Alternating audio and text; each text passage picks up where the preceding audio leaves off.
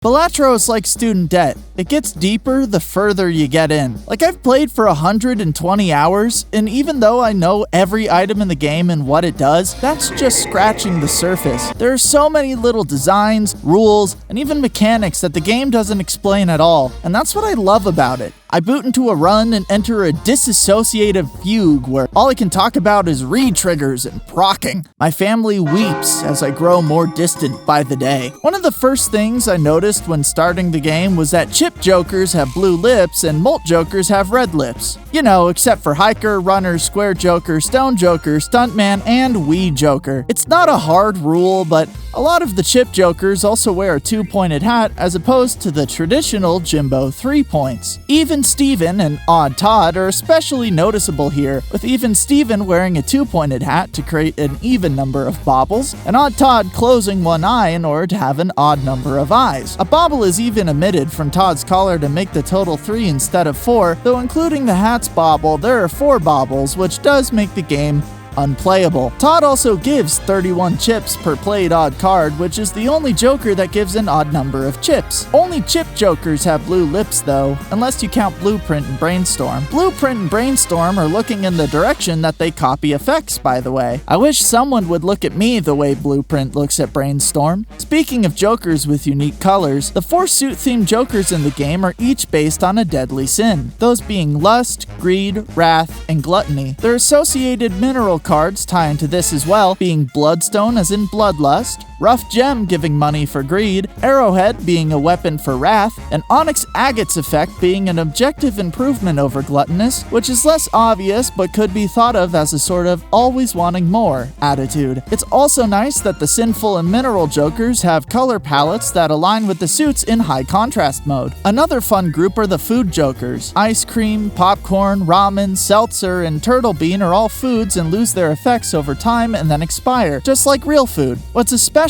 fun about them is when they expire and disappear, there are a couple unique messages. Ice cream will say melted, popcorn, ramen, and turtle bean will say eaten, and seltzer will say drank. There are 2 other special messages like this, belonging to Gros Michel, Cavendish, and Mr. Bones. Gros Michel and Cavendish are almost part of the Food Joker group, but don't lose their effect per hand or round. If either dies, it'll say extinct. My favorite, though, has got to be Mr. Bones. I mean, he's Mr. Bones. I've never had to use him, because I'll just lose instead, but if you do manage to activate his effect, the pop-up will say saved by Mr. Bones. Gros Michel and Cavendish are 2 breeds of real banana, and the whole bit is that Gros Michel used to be the mass-manufactured one, but a widespread banana plague almost made it go extinct, which made farmers switch to the more disease-resistant Cavendish breed. Fun fact, Cavendish bananas are radioactive in real life, just like their art in Balatro. You'd have to eat around 10 million bananas at once to die from the radiation poisoning. So watch out. Riff Raff can make Gros Michel, but if Gros Michel is already extinct, there's a chance Riff Raff will make Cavendish. Riff Raff will actually never spawn a Joker as eternal or perishable. In fact, as far as I could tell in the source code, the game only applies these stickers when a Joker spawns in a shop or pack. There are many Jokers in the game that will never spawn as perishable or eternal. For perishable Jokers, most Jokers that can't be perishable have effects that start at low or 0 and build over time. These include Castle, Ceremonial Dagger, Constellation, Flashcard, Glass Joker, Green Joker, Hologram, Lucky Cat, Madness, Obelisk, Red Card, Ride the Bus, Rocket, Runner, Spare Trousers, Square Joker, Vampire, and Wii Joker. That's right, your big Wii will never perish. Jokers that can't be eternal are usually Jokers that either expire or need to be sold to activate their effect. These are Cavendish, Diet Cola, Gros Michel, Ice Cream, Invisible Joker, Luchador, Mr. Bones, Popcorn, Ramen, Seltzer, and Turtle Bean. Notably, this does not include Egg, which is very funny since the basic use is to sell later, but it's still able to increase the molt on Swashbuckler and money on Temperance. Egg is actually of a double Easter nature, both as a reference to a real-world index online for clowns to share and archive their face paint patterns by painting them on eggs, and as a reference to Northern Lion, because because he is bald. That's not even me making a dig at the guy. In Local Thunk's blog post on the development of Balatro, he says that he's been watching Northern Lion for like 10 years. Notice that on neither of these perishable or eternal lists are the legendary jokers. In the source code, all of the legendaries are compatible with the eternal and perishable modifiers, but similar to Riff Raff, the soul doesn't activate the checks to actually roll for and apply those stickers. On the other hand, additions will calculate, so there's a chance you can pull a natural negative. Each legendary joker is actually based on a famous jester. Yorick is the court jester in Hamlet, as in the skull that Hamlet holds. The effect of gaining molt every 23 cards discarded is a reference to the fact that Yorick canonically died at 23. Canio is a reference to the character in the play Pagliacci, in which Canio, performing in a play within a play,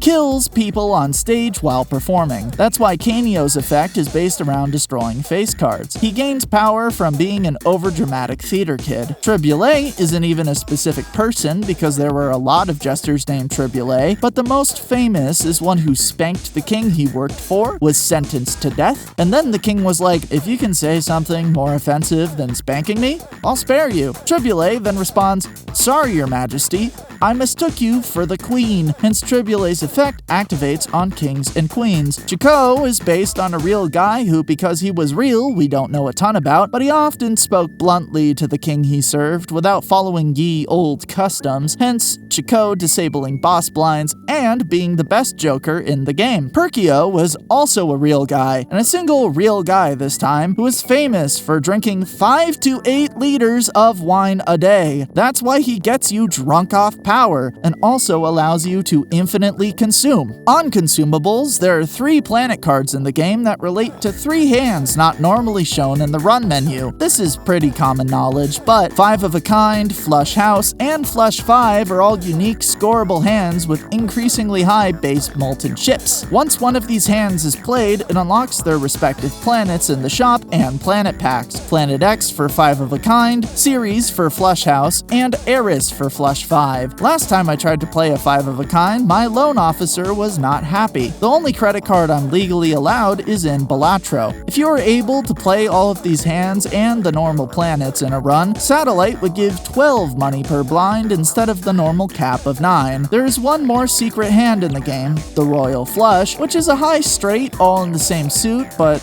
like poker, scoring for it isn't any different than a straight flush. It's cool that the name displays differently though. Interesting thing about stone cards, each one has a suit and rank under the stone. If you convert a card to stone with tower and then change it to a different enhancement, like glass or steel, it'll retain what suit and rank it was before. Marble Joker's stone cards are fully random, but you can find out their suit and rank by changing or removing the enhancement. Like with Vampire. Vampires just love eating stones and various gravels. Local Thunk loves hiding little details or Easter eggs in the jokers of the game, since they're the easiest cards to customize. Most jokers follow a group of rules, like reusing the yellow, blue, orange colors found on Jimbo, or having the word Joker somewhere on the card. A lot of these are just little things, so think of this section as a lightning round. I've never seen anyone point this one out, but Chaos the Clown is definitely a reference to Krusty the Clown. The hair color, shape,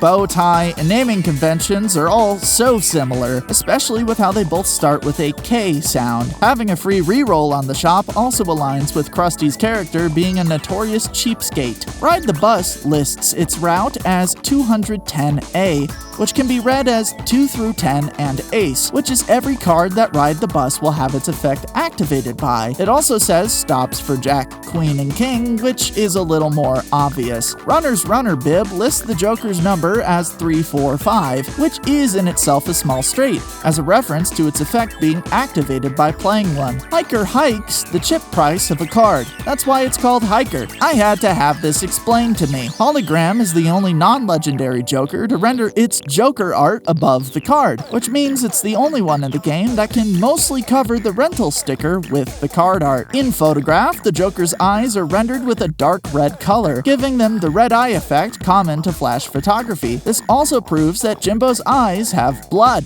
Cloud9's art has 9 clouds. I had to have this explained to me. Misprint's effect text will glitch in order to convey that the amount of molt you'll get is random. It can give as low as 0 molt or as high as 23, but the wild thing is, within the glitching text, it will occasionally flash a code, and that code tells you what the top card of your deck's suit and rank is, so a Jack of Hearts would show up as 11H. This trick even works in the collection screen, which means that technically, there are moments in the game where the optimal move is to open the collection and see what you'll draw next. Something has definitely gone wrong with your strategy if that's how desperate you are, though. Superposition is a reference to a quantum state, in which something can be in 2 different states at once. This is why the card activates when an ace is played within a straight, as an ace can be part of either a high straight or a low straight. They called me the low straight in high school. Obelisk's carvings are a reference to the historical obelisks in real life, though the shape and black color are a reference to the monoliths from 2001: A Space Odyssey, which can be shown by the challenge run involving Obelisk and Marble Joker being named Monolith. You know,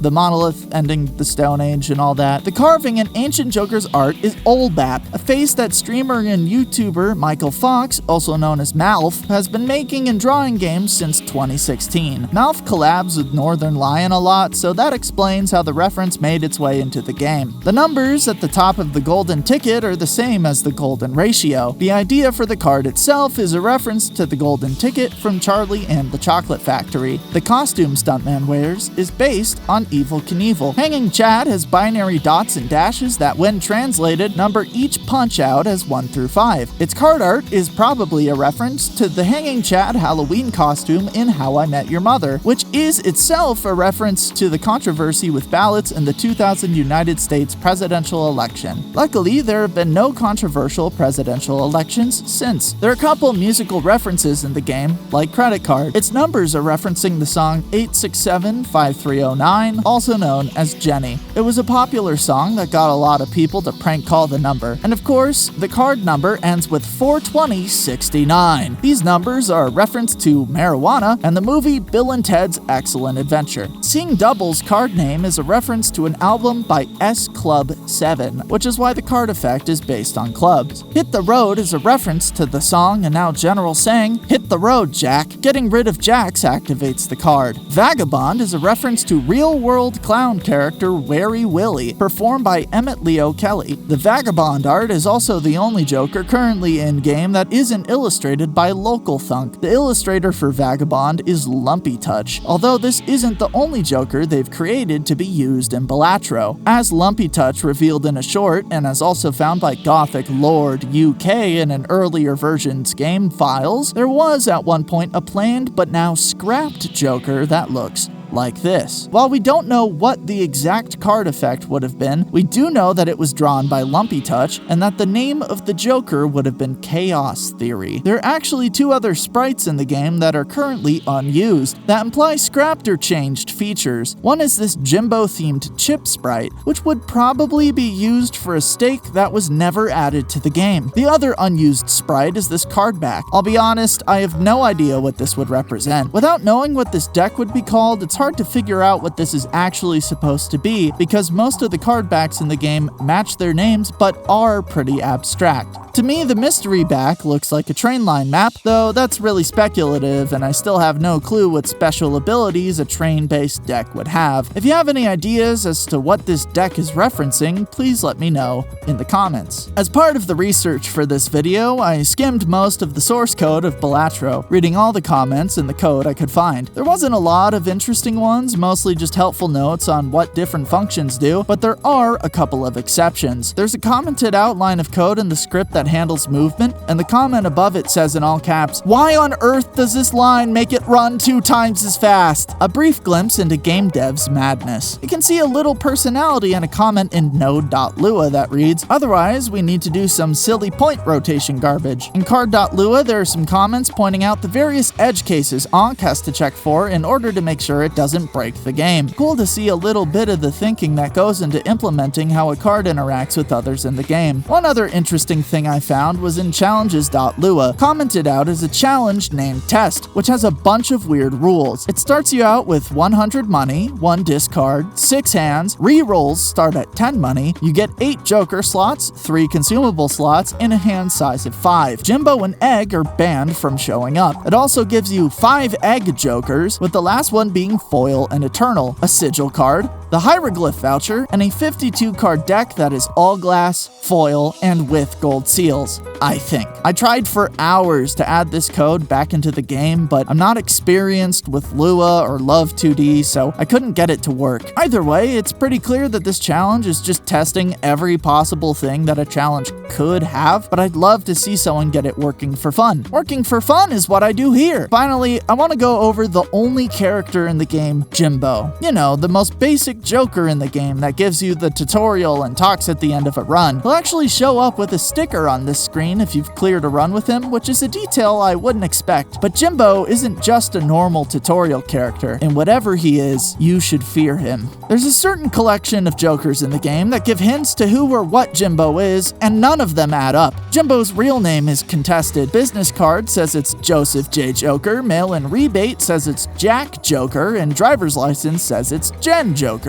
We even get a birth date, December 3rd, 1995. Now, some of the more hardcore fans will already be shaking their head. You see, Local Thunk himself has skeeted that Jimbo's legal name is Gary McCready, and that he's from Logansport, Indiana. I feel like that post is pretty clearly a cover-up, though, and that it's a red herring in the search for Jimbo's true identity. We get some more information on Jimbo through the other jokers. Jimbo either owns a deli or has one named after someone in his family, according to Rewards card. Looking at certificate, he's also involved in some sort of authentication business. Mail-in rebate even gives us an address, which is the same as Jerry Seinfeld's fictional address in Seinfeld. We know that Jimbo is responsible for changing the oil of something, enjoys jogging, practices karate, eats candy, and that he ruminates. But I need to know more. So I may have translated this bit of Wingding's text from the mobile release trailer. It's introduced as a message to the community. I'm not going to read it out, but here's what it says. It cuts off before the recipe can finish, possibly to prevent us from learning the truth. We also know from the Friends of Jimbo Pack 3 trailer that Jimbo is able to take on a physical form, or at least appear as a realistic version of himself. I don't think that Jimbo's in a real place on Earth, though. It more seems like he just exists in this void, manifesting bananas and cards at his whim. He seems to know that he's in a game. He's very aware of the player. He guides, encourages, and berates them with puns. When you lose, he has a chance of saying, "If I had hands, I would have covered my eyes." Except that Jimbo does have hands. We saw them. So what we have is a creature who can change shape, change dimension, has no set name, can make things appear and disappear at will, and has knowledge of its own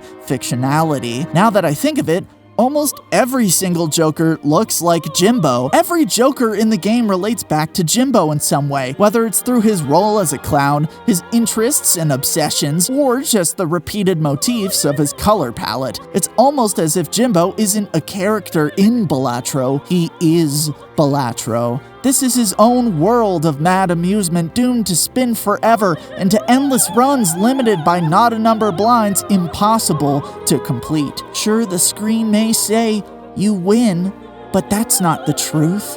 You can always keep going, and you can always lose. If you win the highest difficulty with every deck in the game, you unlock the Completionist Plus achievement, which features a golden Jimbo as the icon. But you can go farther. You can win with every Joker, every aspect of Jimbo himself. Endless runs carrying objectively bad Jokers through the 8 antes over and over and over until you have seen every single thing the game has to offer, memorizing every detail, becoming just as mad as Jimbo. And what is the icon of that achievement? A golden fool. You become just like him. I became just like him. If I missed anything, leave it in the comments. If you hated this and found me annoying, leave it in the comments. If you have your mom's phone number, don't bother. I already have it. Donate to me on Ko-Fi to support the channel, and thanks for watching.